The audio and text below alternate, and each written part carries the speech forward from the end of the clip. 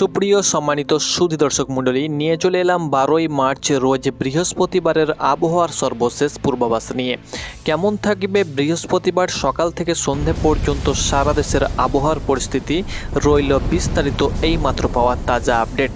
আগামী 24 থেকে 48 ঘন্টার ভিতরে বৃষ্টির পূর্বাভাস রয়েছে দেশের ওপরে।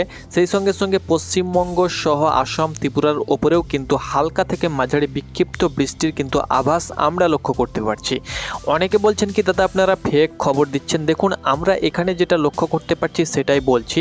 এতে আবহাওয়া পরিবর্তনশীল, কোনো কোনো জায়গায় কিন্তু বৃষ্টি হতে পারে, তবে বৃষ্টি আবার আভাস রয়েছে সেহেতু বৃষ্টি নাও হতে পারে।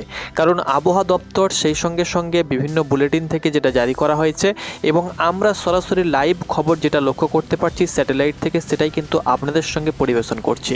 আপনারা দেখতে পাচ্ছেন যে আগামী 24 ঘন্টার ভিতরে অর্থাৎ বৃহস্পতিবার 12ই মার্চ সকাল থেকে সন্ধে পর্যন্ত দেশের 8 বিভাগ সহ 64 জেলাতেই কিন্তু আমরা বৃষ্টির কিন্তু একটা আশঙ্কা লক্ষ্য করতে পারছি।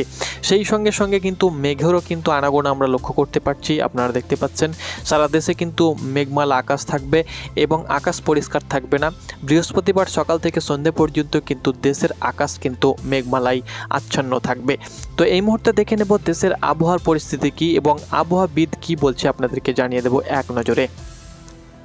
তো সুপ্রিয় সম্মানিত সুধী দর্শক মণ্ডলী, আপনারা দেখতে পাচ্ছেন দেশের ওপরে কিন্তু মৌসুমি বায়ুর একটা প্রভাব বিস্তার করছে এবং পশ্চিমী ঝঞ্ঝার কিন্তু হওয়ার সম্ভাবনা রয়েছে।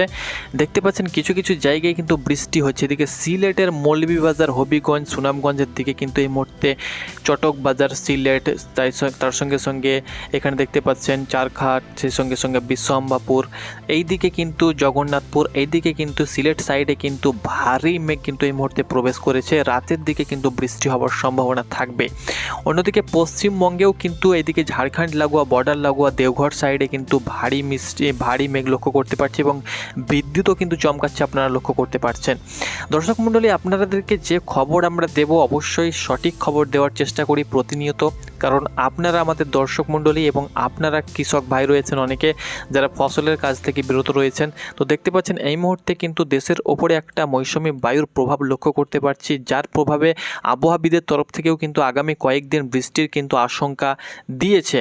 দর্শক মণ্ডলী, আপনারা দেখতে পাচ্ছেন WB ওয়েদার নিউজ 007 প্রত্যেক দিনের আবহাওয়ার পূর্বাভাস পেতে অবশ্যই চ্যানেলটাকে সাবস্ক্রাইব করুন।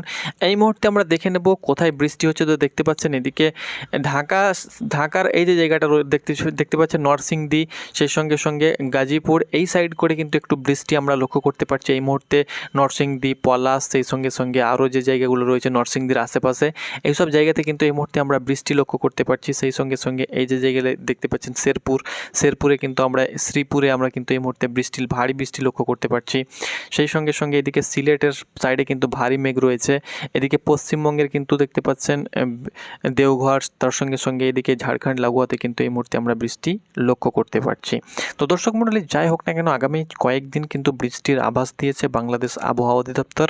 টানা 5 দিন বৃষ্টিতে ভিজতে পারে সারা দেশের আবহাওয়া, এইরকম কিন্তু খবর জানিয়েছে বাংলাদেশ আবহাওয়া অধিদপ্তর। দর্শক মণ্ডলী, আগামী 24 ঘন্টার ভিতরে কিন্তু দেশের উপরে একটা বৃষ্টির সংখ্যা রয়েছে, তবে ভারী বৃষ্টি হবে না, হালকা থেকে মাঝারি এবং আকাশ মেঘলাচ্ছন্ন আকাশ থাকবে। দিনের বেলায় তাপমাত্রা ভ্যাপসা গরম লক্ষ্য করা যাবে, তবে ভারী বৃষ্টির সংখ্যা আগামী 24 ঘন্টায় নেই। হালকা থেকে মাঝারি গুড়ি বৃষ্টিপাতের সম্ভাবনা থাকবে দেশের ওপরে, তবে কোথাও ভারী বৃষ্টি, কোথাও হালকা মাঝারি বৃষ্টি, আবার কোথাও বৃষ্টি নাও হতে পারে।